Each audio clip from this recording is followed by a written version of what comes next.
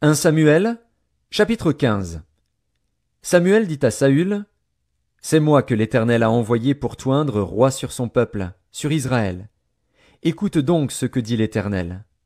Ainsi parle l'Éternel des armées. Je me souviens de ce qu'Amalek fit à Israël, lorsqu'il lui ferma le chemin à sa sortie d'Égypte. Va maintenant, frappe Amalek, et dévouez par interdit tout ce qui lui appartient.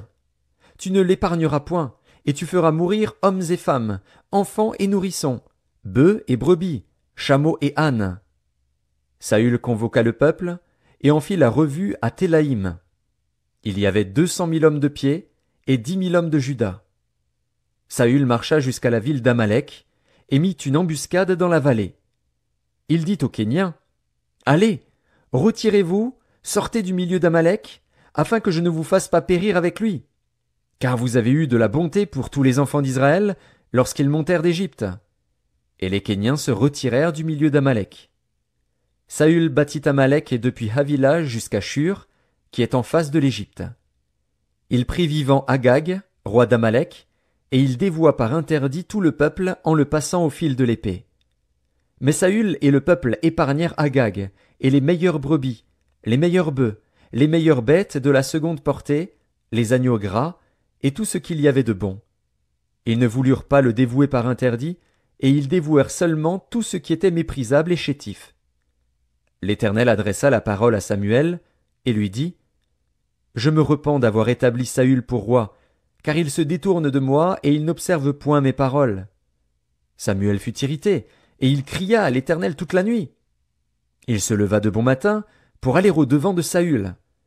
Et on vint lui dire, « Saül est allé à Carmel, et voici, il s'est érigé un monument. » Puis il s'en est retourné, et, passant plus loin, il est descendu à Gilgal.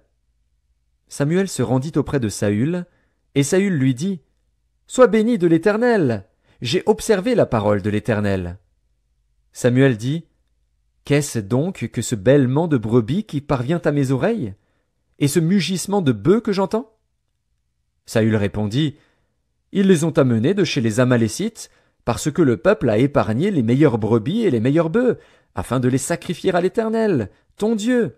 Et le reste, nous l'avons dévoué par interdit. » Samuel dit à Saül, « Arrête, et je te déclarerai ce que l'Éternel m'a dit cette nuit. » Et Saül lui dit, « Parle. » Samuel dit, « Lorsque tu étais petit à tes yeux, n'es-tu pas devenu le chef des tribus d'Israël, et l'Éternel ne t'a-t-il pas oint pour que tu sois roi sur Israël? L'Éternel t'avait fait partir, en disant, « Va, et dévoue par interdit ces pécheurs, les Amalécites. Tu leur feras la guerre jusqu'à ce que tu les aies exterminés. Pourquoi n'as-tu pas écouté la voix de l'Éternel? Pourquoi t'es-tu jeté sur le butin, et as-tu fait ce qui est mal aux yeux de l'Éternel? » Saül répondit à Samuel, « J'ai bien écouté la voix de l'Éternel, et j'ai suivi le chemin par lequel m'envoyait l'Éternel. J'ai amené Agag, roi d'Amalek, et j'ai dévoué par interdit les Amalécites. Mais le peuple a pris sur le butin des brebis et des bœufs, comme prémisse de ce qui devait être dévoué, afin de les sacrifier à l'Éternel, ton Dieu, à Gilgal. » Samuel dit, « L'Éternel trouve-t-il du plaisir dans les holocaustes et les sacrifices, comme dans l'obéissance à la voix de l'Éternel?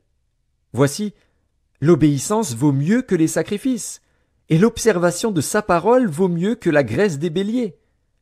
Car la désobéissance est aussi coupable que la divination, et la résistance ne l'est pas moins que l'idolâtrie et les téraphins. Puisque tu as rejeté la parole de l'Éternel, il te rejette aussi comme roi. » Alors Saül dit à Samuel, « J'ai péché, car j'ai transgressé l'ordre de l'Éternel, et je n'ai pas obéi à tes paroles. Je craignais le peuple, et j'ai écouté sa voix.